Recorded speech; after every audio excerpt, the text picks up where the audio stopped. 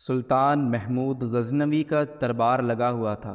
دربار میں ہزاروں افراد شریک تھے، جن میں اولیاء کتب اور ابدال بھی تھے۔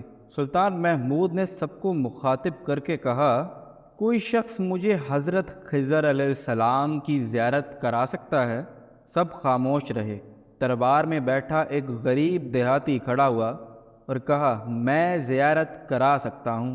سلطان نے شرائط پوچھی تو عرض کرنے لگا، 6 ماہ دریا کے کنارے چلہ کاٹنا ہوگا، لیکن میں غریب آدمی ہوں، میرے گھر کا خرچ آپ کو اٹھانا ہوگا۔ سلطان نے شرط منظور کر لی، اس شخص کو چلے کے لیے بھیج دیا اور گھر کا خرچہ بادشاہ کے ذمے ہو گیا۔ 6 ماہ گزرنے کے بعد سلطان نے اس شخص کو دربار میں حاضر کیا اور پوچھا تو دیہاتی کہنے لگا، حضور کچھ وظائف الٹے ہو گئے ہیں، لہذا 6 ماہ مزید لگیں گے۔ مزید 6 ماہ گزرنے کے بعد سلطان کے دربار میں اس شخص کو دوبارہ پیش کیا گیا تو بادشاہ نے پوچھا، میرے کام کا کیا ہوا؟ یہ بات سن کر دیہاتی کہنے لگا، بادشاہ سلامت، کہاں میں گناہ گار اور کہاں حضرت خضر علیہ السلام، میں نے آپ سے جھوٹ بولا، میرے گھر کا خرچہ پورا نہیں ہو رہا تھا، بچے بھوک سے مر رہے تھے، اس لیے ایسا کرنے پر مجبور ہوا۔ سلطان محمود غزنوی نے اپنے ایک وزیر کو کھڑا کیا اور پوچھا، اس شخص کی کیا سزا ہے؟ وزیر نے کہا، اس شخص نے بادشاہ کے ساتھ جھوٹ بولا ہے، لہٰذا اس کا گلا کاٹ دیا جائے۔ دربار میں ایک نورانی چہرے والے بزرگ بھی تشریف فرما تھے، کہنے لگے، بادشاہ سلامت، اس وزیر نے بالکل ٹھیک کہا۔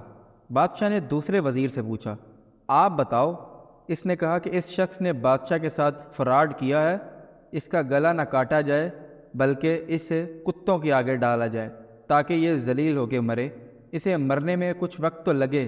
دربار میں بیٹھے اس نورانی چہرے والے بزرگ نے کہا، بادشاہ سلامت، یہ وزیر بھی ٹھیک کہہ رہا ہے۔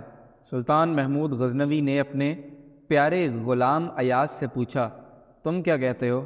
ایاز نے کہا، بادشاہ سلامت، میں آپ کی بادشاہی سے 1 سال ایک غریب کے بچے پلتے رہے ہیں، آپ کے خزانے میں کوئی کمی نہیں آئی اور نہ ہی اس کے جھوٹ سے آپ کی شان میں کوئی فرق پڑا۔ اگر میری بات مانے تو اسے معاف کر دیں، اگر اسے قتل کر دیا تو اس کے بچے بھوک سے مر جائیں گے۔ ایاز کی بات سن کر محفل میں بیٹھا وہی نورانی شخص کہنے لگا، ایاز بالکل ٹھیک کہہ رہا ہے بادشاہ سلامت۔ سلطان محمود غزنوی نے اس بابا جی کو بلایا اور پوچھا، کیا آپ ہر وزیر کے فیصلے کو درست کہا؟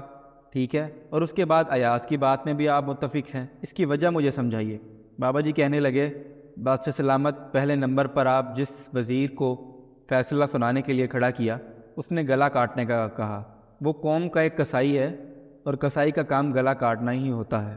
اس نے اپنے خاندان کا رنگ دکھایا، غلطی اس کی نہیں، آپ کی ہے کہ آپ نے ایک کسائی کو وزیر بنایا۔ دوسرا جس نے کہا کہ اسے کتوں کے آگے ڈالا جائے، اسے وزیر کا والد بادشاہوں کے کتے نہلایا کرتا تھا، کتوں کے شکار سے کھیلتا تھا، اس کا کام وہی کتوں کا شکار ہے جسے اپنے خاندان کا تعارف کروایا۔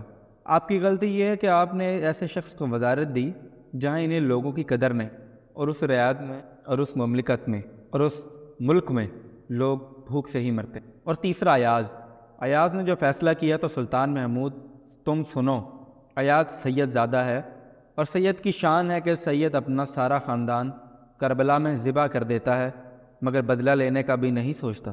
سلطان محمود کرسی سے کھڑا ہوا اور ایاز کو مخاطب کر کے کہتا ہے، ایاز، تم نے مجھے آج تک بتایا نہیں کہ تم سید ہو۔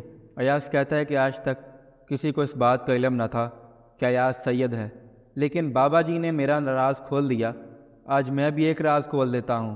اے بادشاہ سلامت، یہ بابا کوئی عام ہستی نہیں بلکہ خود حضرت خضر علیہ السلام آپ کے دربار میں موجود ہیں۔